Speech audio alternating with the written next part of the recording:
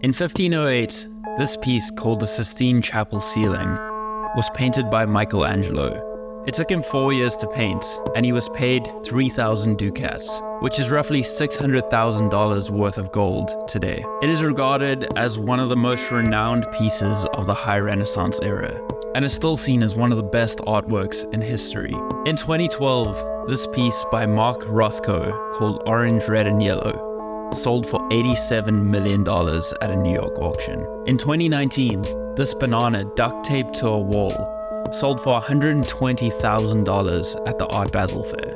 If these modern pieces are worth that much money, how bad could they really be? Or do we just know nothing about what good art means anymore? Okay, so as somebody that went to 4 years of art school, did art history, studied all the arts, has been interested in art forever, I've been noticing a growing trend in about the last decade in the art world, and it's closely linked to social media. Take a look at this.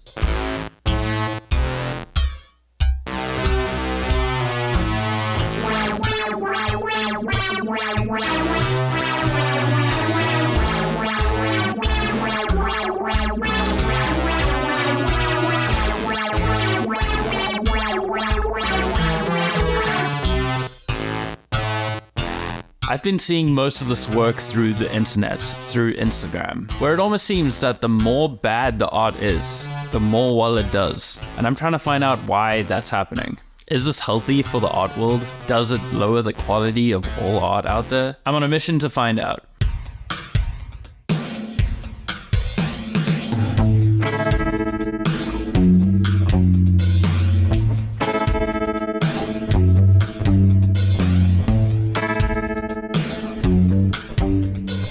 In 1917, Marcel Duchamp changed the art world forever when he released this piece called Fountain, defying everything that art had stood for in centuries past. In 1966, Claes Oldenburg took it a step further by sharing this piece called Toilet, as well as a soft version, which now both stand in world-renowned galleries.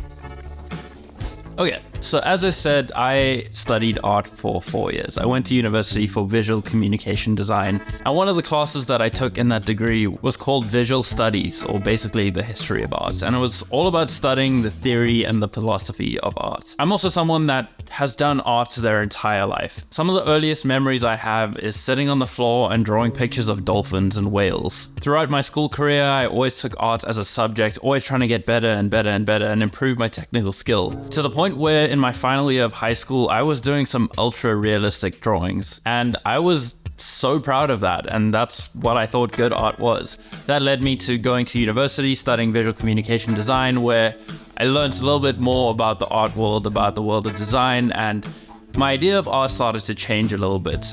I will say that up until very recently, my idea of good art has always been about which art is technically the best art. Who is the best craftsman? Who has the best skill when it comes to creating the most lifelike paintings, the most lifelike drawings? And that's always what I've tried to do in my work, whether it's drawing, painting, or even making videos. I've always been a perfectionist when it comes to those things, and that a lot of the time has held me back from creating. But now I'm finally starting to let go of that, to unravel what good art really means, what good work really means. There's this one quote that I absolutely love. It says, modern art equals, I could do that, plus, yeah, but you didn't. So something I'm asking myself is, does the generation growing up even know what good art is, or what good art was? With the advent of social media, a lot of young people have grown up with that being all they know, that being the main way that they consume any visuals. If it was 50 years ago, in order to see art, you would have to go to an art gallery, whereas today, you can have access to imagery every single second of your life. So have they grown up in a world where bad art is just the norm, where bad art is now becoming good art? It's so like, what even defines bad art? What is bad art? Is there even bad art? Or has new edgy art always been bad art? Just like music, when we were in the classic rock era and hip hop started to come out, everyone probably thought that was the worst music ever.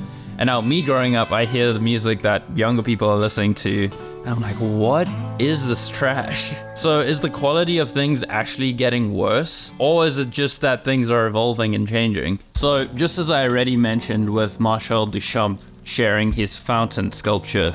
Work that pushed the definition of what art is, what art means, has almost always been considered bad. Another example we can look at is Jackson Pollock, the famous abstract expressionist of the 1940s and 50s. He was the one to do all the splatter kind of paintings that's almost in every American museum nowadays. But at the time, the art world said that that was not art. What he was doing was bad art. And yet his pieces are worth millions of dollars nowadays. And they're studied in schools and universities all around the world. So is bad art something that can change from being bad to being good? Or how about somebody like Basquiat? Somebody that was a street artist, somebody that was very raw and gritty, somebody that was literally vandalizing the streets, was breaking the law. Even today, I don't think Basquiat's work is technically very good. But once again, he's found in museums all across the world, and his works are in the history books. So a common theme that I'm seeing on Instagram is that these small little doodles, these pieces of art that look quote unquote bad, are getting tens of thousands of likes and thousands of comments in support of their posts. And these artists are building up hundreds of thousands of followers, having shows and exhibits, and selling out their work whenever they get a chance. So the demand, the popularity, the resonance is obviously there. It's speaking to the people. I've also noticed that more often than not, these posts have words or little quotes associated with them. And very often it's something that relates to life going on right now. Usually it's something that's personal and something that really hits you in your soul. So at that point, it almost doesn't matter what the image is. Maybe it's the words that are speaking more. In search of the answers, I decided to head out to the prestigious Yale Art Gallery.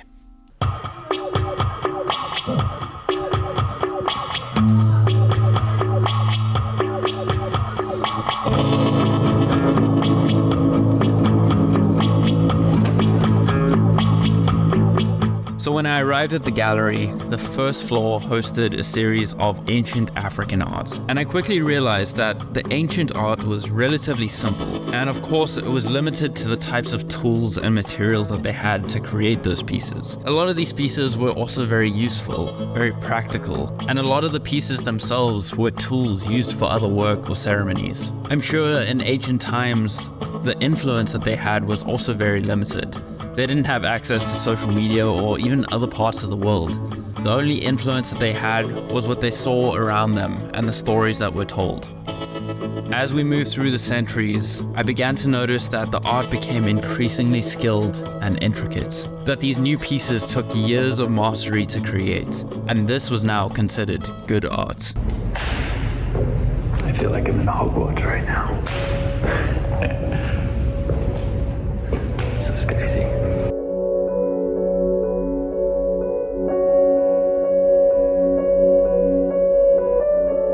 Around the 15, 16, and 1700s, the majority of art painted myths and stories of the time. A lot of it related to religious and biblical stories, but also stories of war and struggle. But these pieces were still very intricate, and good art was largely defined by expert craftsmanship and attention to detail.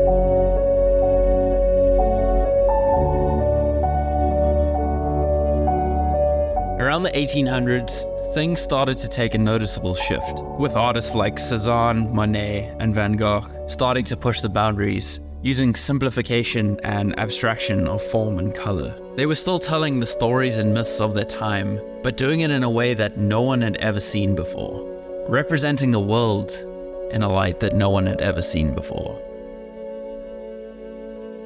Throughout my journey through the centuries, I realized that art imitates life. Art is a reflection of the world around us. Before the advent of modern art, art could usually be divided into three categories. The gods have always played an important theme, recognizing, honoring, and telling the stories of these gods, whether it be polytheistic or monotheism. Secondly, nature has always been an important theme. Depending on how you look at it, this is also the work of the gods. And finally, current events and figures.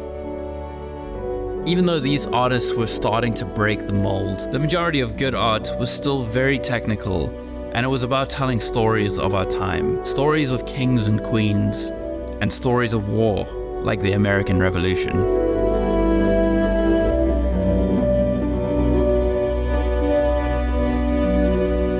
Once we get to the 1900s, things really start to change, and art breaks out of these three categories. As soon as I walked into the modern art section, I was immediately struck with I could do that, but I didn't.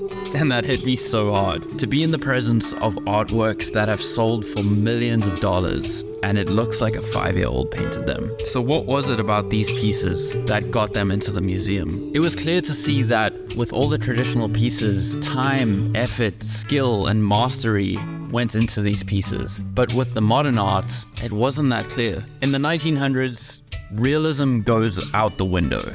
There was no more representation of real life. Artists in the 1800s had started to break the barrier, and so you didn't need to be highly skilled and highly technical to create good art. Artists like Mondrian and Picasso set the stage for bad art to be successful. After spending some time on the modern art level, I started to notice that the difference between bad Instagram art and modern art is that you don't have to analyze it. You don't really have to think about it. Instagram art gives you the answer. There's not much subjective meaning or criticism. You don't have to look at it and stop and wonder what it is, like this work called Hot Horizon, or the work of Cy Twombly. What does it mean? And why is this in a museum? So I think with traditional arts, it's really easy to understand why they are in museums. The history, the technique, the skill, the mastery that it takes to achieve something like that, and let alone just its value as an historical piece capturing monumentous moments in history. But when it comes to modern art, it's just like, why? Why is this in a museum?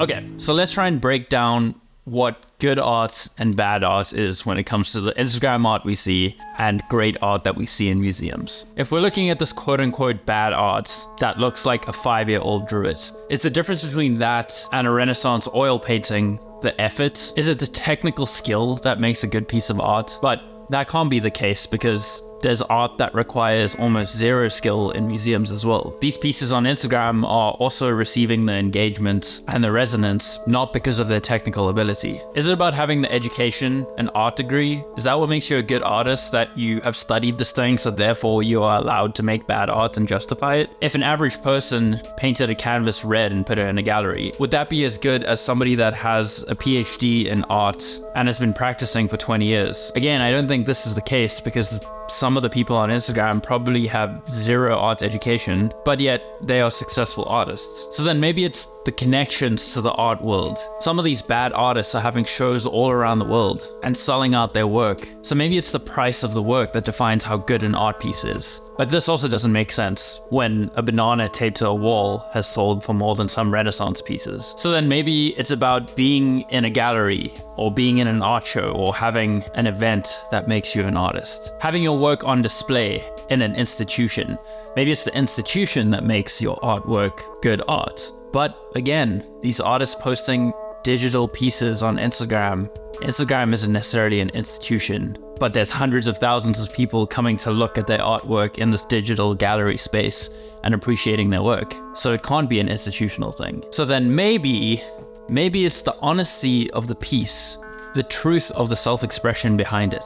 Maybe we can sense that, we can pick it up in the artists, whether they're doing it for the likes, for the fame, or they are actually truly expressing themselves. Maybe it's about the emotional connection. But then again, art is subjective. And generally, the more successful art is, the more it resonates with people. And if art is a reflection of society, does that mean that our society appreciates quality less now? I think yes. And this isn't only when it comes to art, but every aspect of our lives. Because we don't know a better world. We've grown up in a mass-produced, toxic, plastic wasteland. And this is the new bar. We've set the bar for quality so low that the bare minimum effort now passes. So then, is this new bad art form a result of capitalism? A result of democracy? There's more access, which means there's more quantity, which means there's more competition. And with the social media virus, of trying to get likes and followers and make money out of every possible thing that we can. Even art now is becoming mass-produced and fitting into the trends just to get likes and followers. Plus you have the echo chamber of social media where artists that are getting recognition for being bad are going to keep doing that thing. New artists coming in are going to see what's gaining popularity and they're going to do the same thing. And so it's kind of an endless cycle that just feeds itself with continual shit. But also, shit makes compost and beautiful things grow from it. So maybe the evolution of art is like the evolution of biology, and it's all about the survival of the fittest, that which resonates. I also think social media has killed our attention spans and critical thinking, so people don't have time to consume, to analyze, and to think about the artwork that they're looking at. And so the result is that this bad artwork that we're seeing is so much more consumable. It's so easy to look at it and take it in. And I think the fact that it's bad allows people to come in with their guard down. It allows them to come into the space, in a space that's comfortable for them. They might be on their own couch, scrolling through their Instagram, and so they feel very comfortable. It's not like them going into an art gallery where they feel they have to be all buttoned up and look proper and be quiet and look at the artwork but not really know what's going on. They can come to this art piece from a base level, and they don't have to feel like they have an art degree to understand what the piece is trying to say. Because nowadays, anyone can call themselves an artist. And when you're posting high quantities of easily consumable art that give you the answer, of course you're gonna catch on. With these new age pieces, as I said previously, a lot of them have these little quotes or captions, and they almost give you the meaning of the piece. They give you the answer. So you don't have to sit there and analyze it and think about what it means and how it got here and what it means to you and how it makes you feel. It hits you right away. It tells you, hey, this is what it's about. Whether it's witty or it's funny or it's personal or it's emotional, whatever it is, it's telling you that thing right there and then. And so it takes the responsibility off your shoulders. It makes it easier, just like everything else in our society. But is that good for us? I think yes and no, but we just have to be conscious about what we're looking at and think for ourselves once in a while, even if it is bad art. So I realized that in my videos, I ask a lot of open-ended or unanswered questions. And that's honestly because I don't know the answer, and I'm not claiming to know the answer in any of these videos. It's my own exploration of these topics, the own exploration of my life, and a lot of the time I don't know the answer, or there just isn't an answer. But I'm asking these questions open-ended so that hopefully it gets you to think a little bit about it as well.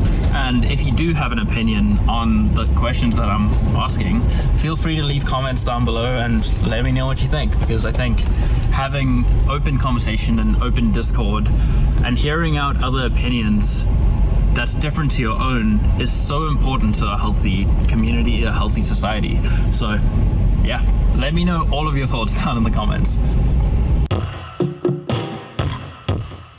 Visiting the museum taught me that there is no logic to modern art. Traditional art was far more practical and functional. It was used for ceremonies to appreciate and honor the gods, used for tools, the documentation of life and historical events. And it was usually done by commission of people in high power and high places, for things like murals, chapels, and buildings in their honor. Unfortunately, art was not available to the common man, and it was reserved for the elite, for them to finance and enjoy the work of the most skilled craftsmen of the time. On the other hand, modern art rarely serves a purpose other than the self-expression of the artist. But with modern times, art has become more accessible to create and more accessible to consume. And it's this democracy that has allowed us to see a broader range of art. Abstract art may have existed in the 15th century, but no one cared about it, at least no one important. There was no social media, so you couldn't just share your doodles and your abstract art, and there was no rich to buy it because the people in power dictated what was good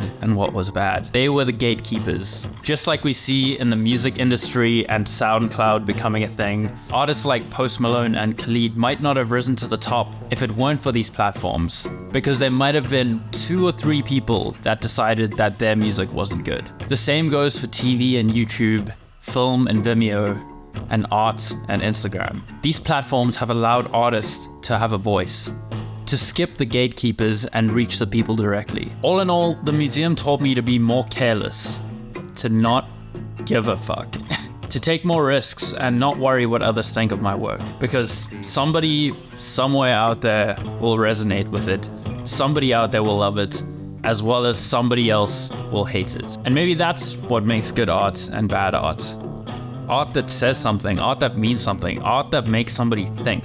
Maybe art is bad when it says nothing, when it makes you feel nothing. And that's subjective as well, because I might not feel any connection to a certain piece, I might not feel any emotion or think anything about it, but that same piece might define somebody's life, might put what they're feeling into an image that words just can't describe. And so who am I, who is anyone to define what art is good and what art is bad?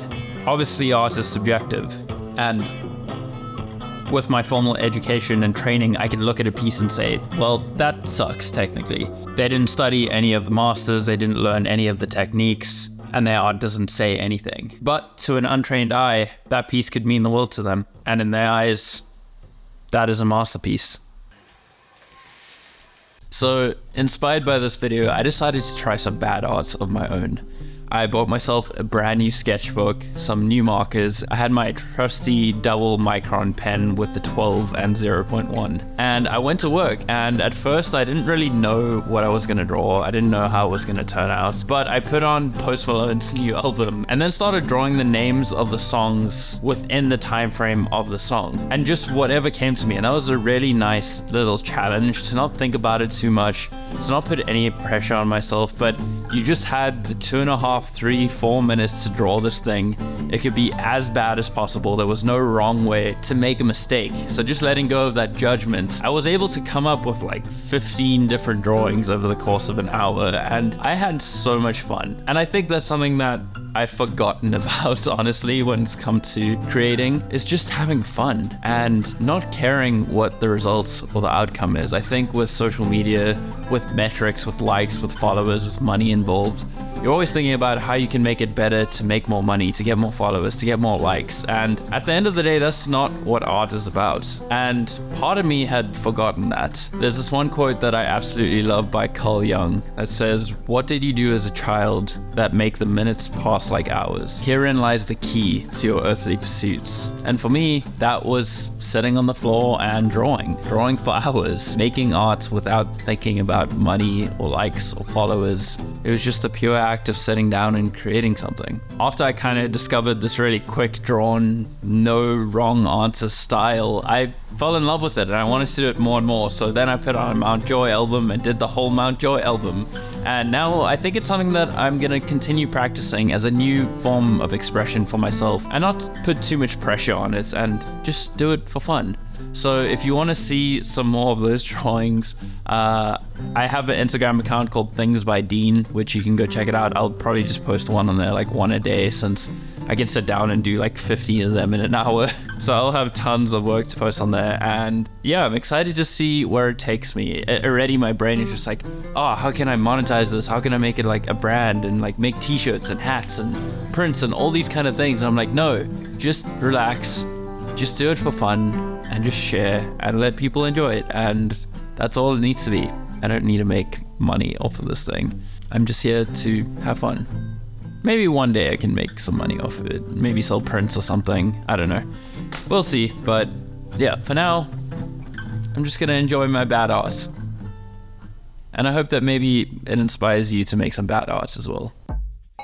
So, to wrap up this piece, we've clearly seen that many artists are making a really good living for being bad. Technically, they aren't very good, but paradoxically, that's exactly what makes them good. It's raw and real and relatable. They aren't masterpieces crafted by the creative gods. They're human. And that's what the best art is. I think too often we hold ourselves back from even trying something because we think we need to be good, because it will be bad. The only difference between a beginner and a master is training, practice, and the fact that the master started. He did the thing. If you can draw a stick man, you can draw. If you can paint a ball, you can paint. Don't tell yourself you can't do something before you've even tried. Remember that good and bad are subjective. Even if you think your own work is bad, someone out there may love it, so you might as well give it a shot.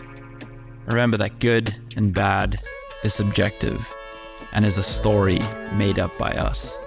When it comes to the natural world, good and bad don't exist. There just is. So after all this research, my advice to myself is just to keep creating, keep putting stuff out there, and don't give a fuck what anyone thinks of it. Express yourself and do what makes you happy.